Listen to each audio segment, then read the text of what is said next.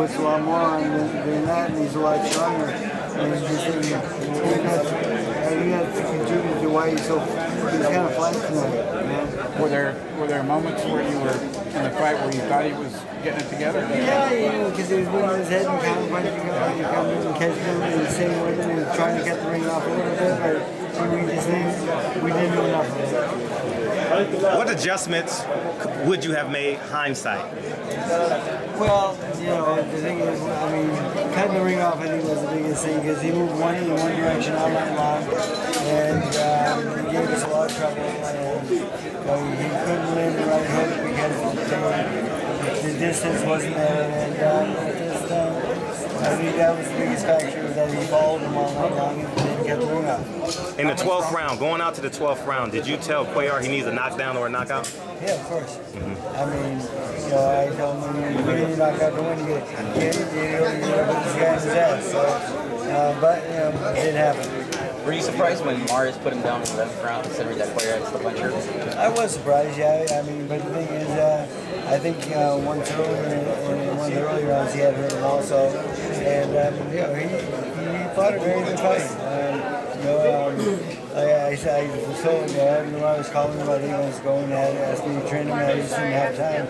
I was really booked in the attack out and so forth. So I said no, but I was disappointed that I couldn't take him on because I do like to help people. Yeah. And, I mean, I don't say no to many people, but it's just really too many. And he fought a very good fight tonight, and he can still fight. He's a very good boxer. Where does Cuellar go from here after this loss? Well, we gotta look at it and see how it goes. Maybe at 130, possibly, because I've always thought that he'd be better at the higher weights, and I think he struggles a little bit too much to make 126, even though we overdid it for this fight. I was going to say, why did he come in at 124? I mean, he's a huge guy. Yeah, it's very unusual, because he thought he wanted to tell to weigh in because he was going to get naked. And, he thought that he wasn't going to make weight with the shorts on. I mean, but the thing is, it was very unusual, and don't know why it happened. Did that have a big effect in the fight, do you think? I don't really think so. Could have. Maybe that's why he was maybe so flat, but he was a little bit flat tonight. It could have been because maybe we lost a little bit too much weight. Is Cuellar who he is, or can he make the adjustments in terms of better foot speed, or does he just needs to just accept that he's just a power puncher? No, he's got great foot speed, and when he wants to use it, his foot speed is very good, and we just didn't have that part of him tonight. Were you surprised that 130 will he be? I think he'll be a much better puncher at 30 and much more durable and take a better shot at 130. But because I've traded with him, I've always said this guy, I think he can win titles at 30 and 35. And hopefully we head in that direction, I think, because I think 26 has been too much a struggle for him for a long time. Second half of the fight, he seemed really sluggish. Very sluggish, yes.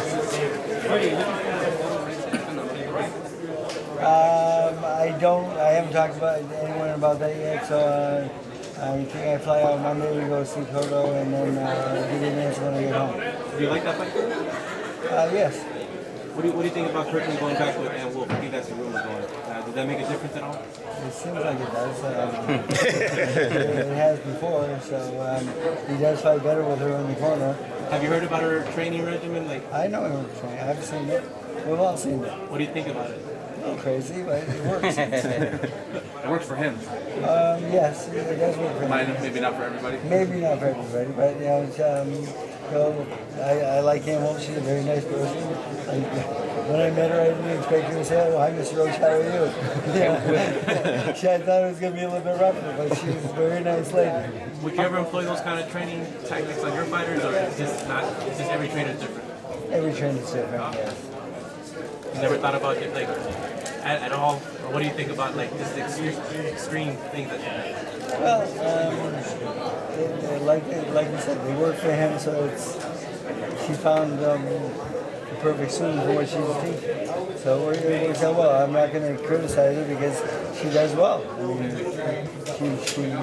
the thing is like results, and that's why I'm disappointed right now because I had two real bad fights tonight. I was going to say, speak on the Zappa fight and just kind of your evening in general. Just didn't go your way. You know, Zappa, by the time he went down the second time, it was the second time, and he was just cut in 5 places, and he just wasn't into it at that point. It was just like too much blood. He couldn't see, bleeding everywhere, and he just took the 10 count. But he caught the guy, hurt him, almost had him out, and then he got caught by a shot and trying to finish him, and he made a crucial mistake there, but he paid for it. Terrence Crawford had an 8th-round knockout today. Oh, okay. Yeah. Does that put him closer for a Manny Pacquiao fight, maybe, in your opinion? Yeah, it always puts him closer to a Manny Pacquiao fight. The thing is, Pacquiao wants to continue to fight, and if we do continue to fight, and if we don't get into another fight, we do want to fight the best guys out there. We're not, we don't want to fight just like easy fights or anything like that. He wants to be. I won't let him. I want to be in the top 10, and we'll fight anyone in that category.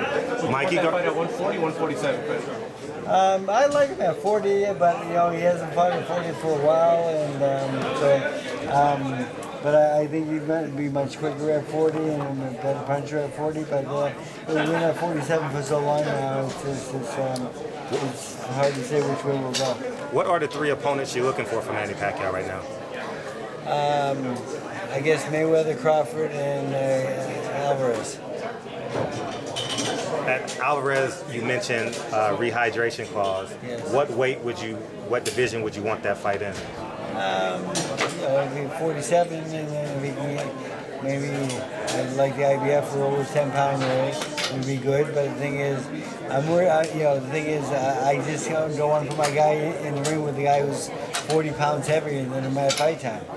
That's a lot of weight. If you don't mind me asking, for everyone that don't know, when you do the rehydration clause, what time do they? Is it in the morning or is it 2 hours before the fight? Is IBF? No. It's first thing in the morning. Usually, like today's was 8 o'clock, and the one I had in Montreal was 9 o'clock.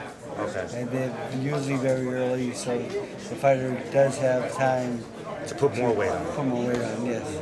Freddie, Chavez Jr. got the decision win tonight. Oh, did he win? Do you think he can sustain the career he once had and be back into that serious role as a boxer? I like him. He's a good person, and I always want to help him. And I'm glad. His dad asked me to come to the fight, and I told him I was busy tonight, and I couldn't be there. But I do like Chavez, and I always wish him the best. And hopefully he can just stay at that weight class and not balloon up too much. And I think he'll do well. I think he can do well at 168. Triple G needs opponents, and that might be one of the perfect ones. Klitschko Joshua was announced tonight. How do you see that fight? April 29th at Wembley Stadium. Well, I like Joshua, the young man, and he's a gold medalist, and I think he's a very good fighter. I think he is the best heavyweight in the world today, Klitschko's a good friend of mine, and I did train for a while, but I think his time is done. The Chavez Triple G fight, Freddie, how bit of a chance do you give Chavez in that fight? Well, he's a tough guy. He's got a good chin.